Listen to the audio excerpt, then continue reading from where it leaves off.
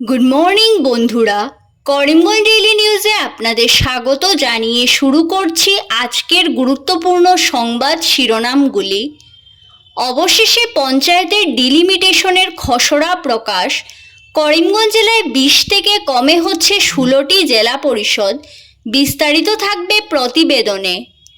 রাজ্যে অরুণোদয় 3 প্রকল্পের উদ্বোধন। করিমগঞ্জ জেলার 4টি বিধানসভা কেন্দ্রে শুরু হলো অরুণোদয় প্রকল্প। এদিকে সুবিধাভোগীদের বাছাই প্রক্রিয়া শুরু হলো হাইলাকান্দিতেও। ঘুষ নিতে গিয়ে শিলচরে সিবিআইয়ের হাতে গ্রেফতার সেন্ট্রাল ওয়াটার কমিশনের জুনিয়র ইঞ্জিনিয়ার। পঞ্চায়েতের ডিলিমিটেশনে বিধানসভার ছাপ। হাইলাকান্দির গ্রামীণ রাজনীতিতে হাহাকার, চাপে বিরোধীরা, পঞ্চায়েতরাজ দখলের সুবিধায় শাসক দল। একই দিনে শহরের 3টি এলাকায় সিলিন্ডার বিস্ফোরণ। গৌহাটিতে আগুনে পুড়ে ছাই 30টি বাড়ি। পাহাড় লাইনে বৈদ্যুতিক লকো চালু হলে শিলচর থেকে ভিস্তাডোম চলাচল শুরু হবে। অক্টোবরেই খুলে যাবে ভৈরবী রুট, এমনটাই জানালেন এনএফ রেলের লামডিং ডিভিশনের ডিআরএম প্রেমরঞ্জন কুমার। এক দেশ এক ভোট রিপোর্ট পাশ মন্ত্রিসভায়। কেন্দ্রের সিদ্ধান্তকে স্বাগত জানালেন মুখ্যমন্ত্রী ডক্টর হিমন্ত বিশ্ব শর্মা। পঞ্চায়েত ডিলিমিটেশন নিয়ে অসন্তুষ্ট কাঠিগড়া কংগ্রেস। ডিলিমিটেশনের বিরুদ্ধে আদালতে যাওয়ার হুমকি। রাজনৈতিক উদ্দেশ্যে পঞ্চায়েত ডিলিমিটেশন, বললেন বিধায়ক খলিল উদ্দিন মজুমদার। বিস্তারিত প্রতিবেদনে যাওয়ার আগে প্রত্যেক দিনের গুরুত্বপূর্ণ খবর পেতে অবশ্যই ভিডিওটিতে একটি লাইক করে ইউটিউব চ্যানেলটি সাবস্ক্রাইব করে পাশের বেল আইকনটি বাজিয়ে রাখবেন এবং ফেসবুক পেজটি ফলো করে ভিডিওটি শেয়ার করবেন।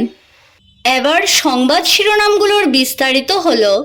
বিধানসভায় একটি আসন বিলুপ্তির পর এবার জেলা পরিষদের 4টি কেন্দ্র বিলুপ্ত হলো করিমগঞ্জ জেলায়। মঙ্গলবার জেলা পরিষদ কনফারেন্স হলে এক সাংবাদিক বৈঠকে করিমগঞ্জের জেলা আয়ুক্ত জানান, 4টি বিধানসভা এলাকায় থাকবে মোট 16টি জেলা পরিষদ কেন্দ্র।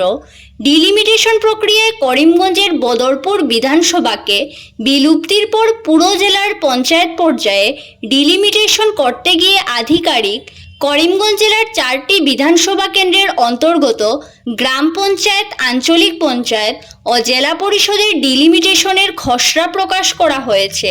মঙ্গলবার বিকেলে জেলার 95টি গাঁও পঞ্চায়েতকে নিয়ে ডিলিমিটেশনের খসড়া তালিকা প্রকাশ করল জেলা প্রশাসন। জেলা আয়ুক্ত জানান, পাথারকান্দি গাঁও পঞ্চায়েত শীঘ্রই টাউন কমিটি হয়ে যাবে। এমন অবস্থায় যাতে গাঁও পঞ্চায়েতের সংখ্যা না কমে সেজন্য উপযুক্ত পদক্ষেপ নেওয়া হচ্ছে।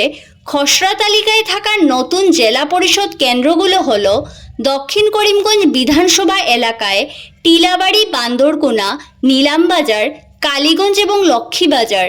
রামকৃষ্ণনগর বিধানসভা কেন্দ্রে রয়েছে চেরাগি, দুর্লভছড়া, আনিপুর, ভৈরবনগর।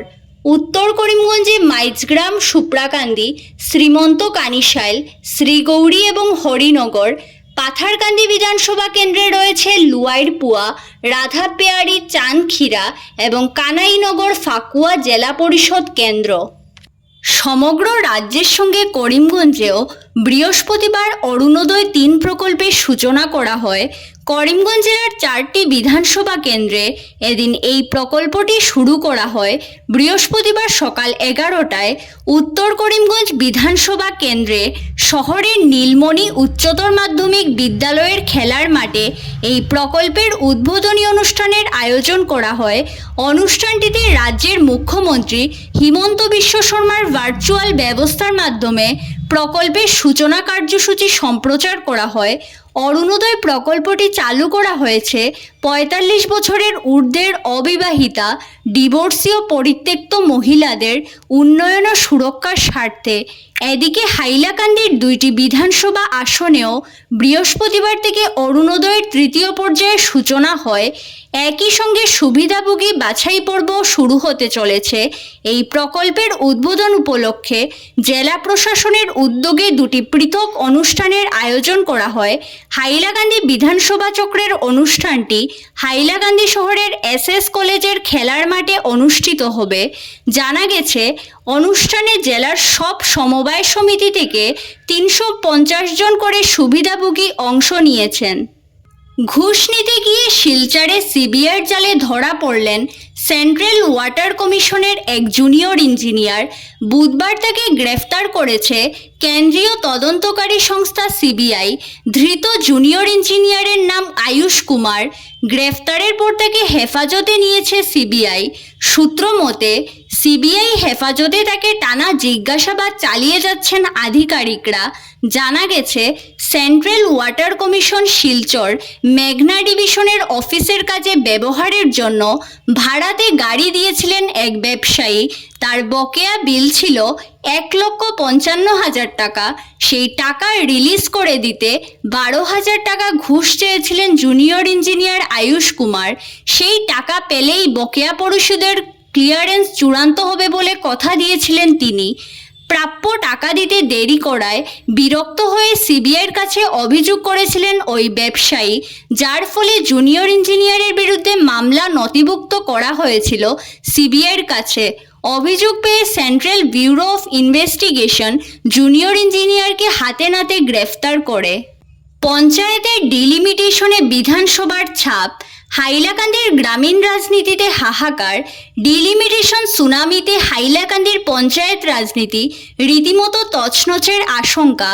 পঞ্চায়েত নির্বাচনকে সামনে রেখে জেলার উন্নয়ন খণ্ড, গ্রাম পঞ্চায়েত ও জেলা পরিষদের সীমানা নির্ধারণ অর্থাৎ পঞ্চায়েতের ডিলিমিটেশনের যে খসড়া 17 সেপ্টেম্বর জেলা প্রশাসন প্রকাশ করেছে, এতে জেলার বর্তমান ত্রিস্তরীয় পঞ্চায়েত ব্যবস্থার খোল নলচে পাল্টে গেছে। ফলে জেলার গ্রামীণ এলাকায় প্রচণ্ড ক্ষোভ পরিলক্ষিত হওয়ার খবর পাওয়া গেছে।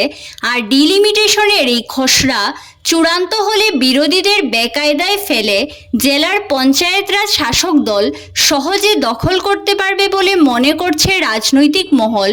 পূর্বানুমান অনুযায়ী জেলায় বর্তমানে থাকা 11টি জেলা পরিষদ কমে 8টি হয়েছে। ওই জেলা পরিষদগুলোর ভৌগোলিক অবস্থান রীতিমতো ভয়াবহ।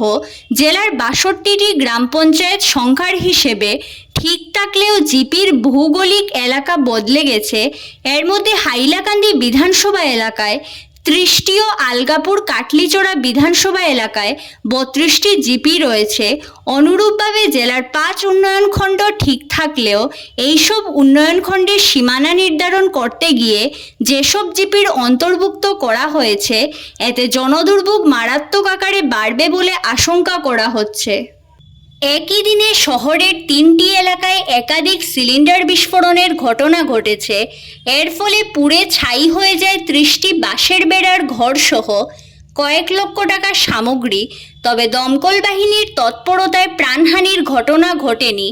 এদিকে সাউকুচি এলাকায় জাইকা ঘরোয়া সিলিন্ডার ব্যবহার করার অভিযোগ তুলেছে স্থানীয় মানুষেরা। পানবাজার দমকল বাহিনীর পদস্থ কর্তারা জানান, বুধবার সকাল 11টা নাগাদ শহরের আর্যনগরের গোপীনাথনগর এলাকায় একের পর এক সিলিন্ডার বিস্ফোরণের খবর পাওয়া যায়। সঙ্গে সঙ্গে পানবাজার ও দিশপুরের দমকল অফিস থেকে আগুন নেভাতে 6টিরও বেশি ইঞ্জিন পাঠানো হয়। প্রায় 1 ঘন্টা অভিযান চালানোর পর আগুন নিয়ন্ত্রণে আসে, কিন্তু ততক্ষণে সেখানে থাকা 10টি বাঁশের বাড়ি পুড়ে ছাই হয়ে যায়। 4টি সিলিন্ডার উদ্ধার করতে পারলেও বেশ কয়েকটির বিস্ফোরণ হয়েছে বলে স্থানীয়রা জানিয়েছেন। তবে কী করে আগুন লাগলো তা এখনও স্পষ্ট নয়। পল্টন বাজার পুলিশ ও দমকল বিভাগ তদন্ত শুরু করেছে। আগামী 15 অক্টোবরের মধ্যে ভৈরবীর সঙ্গে পুনরায় রেল যোগাযোগ স্থাপন হয়ে যাবে। হাইলাকান্দির কিল্লারবাগে বন্যার জলে ক্ষতিগ্রস্ত হওয়া ট্রেকের মেরামতির কাজ বর্তমানে যুদ্ধকালীন তৎপরতায় চলছে। বুধবার শিলচর স্টেশনে সাংবাদিক সম্মেলনে একথা জানিয়েছেন এনএফ রেলের লামডিং ডিভিশনের ডিআরএম প্রেমরঞ্জন কুমার। তিনি বলেন, ধলেশ্বরী নদী তার গতিবেগ পরিবর্তন করায় 133 নং সেতু সংলগ্ন ট্রেকের বিস্তর ক্ষতি হয়েছে। এতে মিজোরামের সঙ্গে ট্রেনের সব ধরনের যোগাযোগ বিচ্ছিন্ন হয়ে পড়েছে। ফের এই সেকশনে ট্রেন চালু করতে ইঞ্জিনিয়ার ও চালু শ্রমিকরা দিনরাত কাজ করে চলেছেন। সকাল 6টায় কাজ শুরু হয়, শেষ হয় রাত 12টায়, অর্থাৎ প্রতিদিন মোট 18 ঘন্টা কাজ হচ্ছে। আগামীতে 24 ঘন্টা জুড়ে কাজ করার প্রচেষ্টা চালিয়ে যাওয়া হচ্ছে বলে জানিয়েছেন ডিআরএম। ধন্যবাদ সবাইকে। আরও নতুন নতুন খবর পেতে করিমগঞ্জ ডেইলি নিউজ পেজটিকে ফলো করে সঙ্গে থাকুন।